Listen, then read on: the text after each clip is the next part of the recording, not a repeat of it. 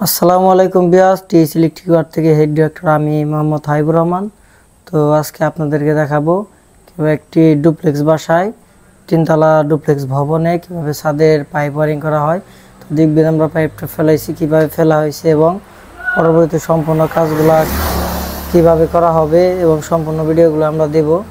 তো সম্পূর্ণ ভিডিও দেখবেন এবং দেখার আমন্ত্রণ রইল। তো আমাদের সাথেই থাকবেন, টিএস ইলেকট্রিক ওয়ার্কের সাথে থাকবেন।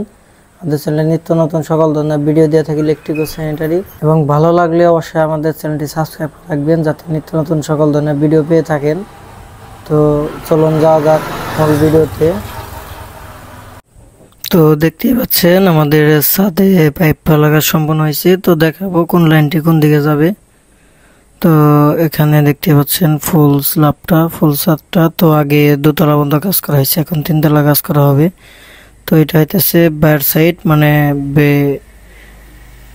ড্রয়িং রুমের বারান্দা। তো ড্রয়িং রুমের বারান্দা যেটা বাইরে ডিজাইন করা থাকে, তো এটা মাঝখানে সেন্টার একটা ফ্যান দিয়েছে, দুই দিকে লাইট, এবং এই দিক দিয়ে নিয়ে তো এই দিক দিয়ে পাইপটাকে নিয়ে এদিক দিয়ে স্ল্যাবের তল দিয়ে পাইপটাকে নিয়ে এখান দিয়ে ড্রয়িং রুমে এখানে এটার সুইচ হবে, সুইচ বোর্ড এজিউড হবে, তো এখানে দেওয়া হবে।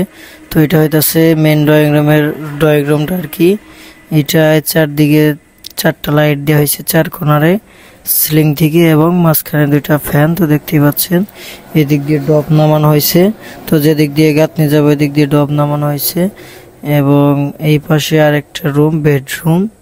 তো যেহেতু ডুপ্লেক্স বাসা এগুলার বেডরুমগুলো অনেক বড় হয়ে থাকে, যারা করছেন বা কাজ করছেন তারা অবশ্যই জেনে থাকবেন। তো দেখতেই পাচ্ছেন, তো এই যে দিক দিয়ে ডব নামানো হয়েছে, তো প্রত্যেকটা ডবগুলাই গাঁথনি স্ল্যাব করে নামানো হয়েছে। তো এখানে যে লাল কস্টিমার আছে এটা একটা গাঁথনি, এবং মাঝখানে বাথরুম হবে।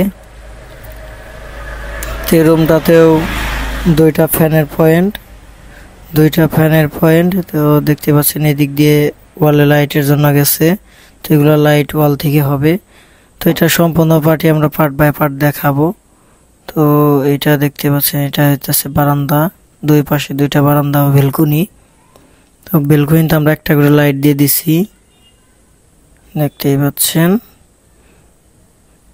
তো এর বেশি সবাই ইউজ করে না। তো দেখতে পাচ্ছেন এটা হইতেছে আরেকটা রুম, তো একটা রুম এটাও বেশ বড়। দেখতে পাচ্ছেন এটারও একটা বেলকুনি, ওইটাই দুইটা বেলকুনি, এটা একটা বেলকুনি পিছন সাইডের কারণে। দেখতে পাচ্ছেন এটা গাঁথনিটা একটু বাইরের দিকে হবে, যার কারণে বাইরে পয়েন্ট লাইন রাখা হয়েছে। তো এটা বাহির ফ্লাশ গাঁথনি হবে, এইটার সামনে বেলকুনি হবে এটা। তো এটা পুরোটাই বেলকুনি। তো যেহেতু ছাদ শেষ এর কারণে পুরোটাই ঢালাই দিয়ে দিচ্ছে, ওইভাবে গ্যাপটা রাখে নাই। তো এইখানে নিচে গ্যাপ আছে বেলকুনির সাইডে। তো এটা মূল ড্রয়িং রুম, তো দেখতে পাচ্ছেন। তো এটা চিলে কোঠাটা আগে ঢালাই দিয়ে দিচ্ছে, আগে কাজ করছিল যখন। এই ড্রয়িং রুম থেকে তো এখানে মোট 4টা বেডরুম আছে, 4টা বাথরুম হবে। তো এখানে একটা বেডরুম, তো এই জায়গায় একটা ফ্যান, তো এই জায়গায় একটা ফ্যান, দুইটা ফ্যান, এবং সামনে এটা বেলকুনির লাইট। তো এই বেডরুমটাতেও দুইটা বেলকুনি আছে, এটা সামনের সাইড এবং এটা বামের সাইড আর কি। দেখতে পাচ্ছেন দুইটা ফ্যান এবং দুইটা বারান্দা আছে, সবগুলাই দুইটা করে। শুধু সামনে একটা রুম আছে, এই যে পিছনে একটা রুম আছে, ওইটার মধ্যে একটা ফ্যান দিয়েছে। তো দেখতেই পাচ্ছেন। তো এই যে এখানে যে একটা রুম, এখানে দুইটা বাথরুম এদিক দিয়ে চেপে আসবে। বেডরুমটা অনেক বড় হবে, যার কারণে একটা ফ্যান দেওয়া লাগছে, রুমটা একটু ছোট। তো দেখতে পাচ্ছেন। তো সম্পূর্ণ বাসাটা এটা গেস্টের জন্য, নিচে ওনাদের বাসার মালিকের থাকার ব্যবস্থা আছে। তো এটা উপরে সম্পূর্ণটাই গেস্টের জন্য করা হইতেছে। দেখতে পাচ্ছেন এখানেও একটা রুম। তো এই রুমটা আমরা 2টা কি 3টা করে লাইট দিব, এবং এগুলা সম্পূর্ণ মেন লাইনের পাইপগুলা ফ্লোর দিয়ে আসবে। তো আমরা জেনারেলি সকল 95% কাজই আমরা ফ্লোর দিয়ে মেন লাইন টেনে করে থাকি। তো এটা এই কাজটা ভালো হয় এবং ভালো বেটার ফিনিশিং আসে।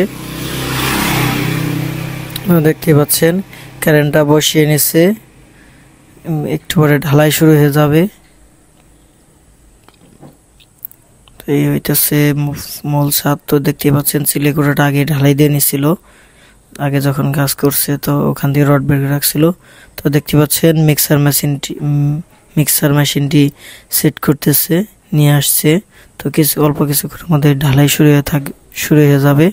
তো এটা সম্পূর্ণ পার্টটা আমরা পরবর্তী ভিডিওতে কনসোলের কাজ তখন বুঝিয়ে দিব। তো ভিউয়ার্স, আজকে এ পর্যন্তই। তো সকালে ভালো থাকবেন, সুস্থ থাকবেন, দেখা হবে পরবর্তী ভিডিওতে। আল্লাহ হাফেজ, আসসালামু আলাইকুম।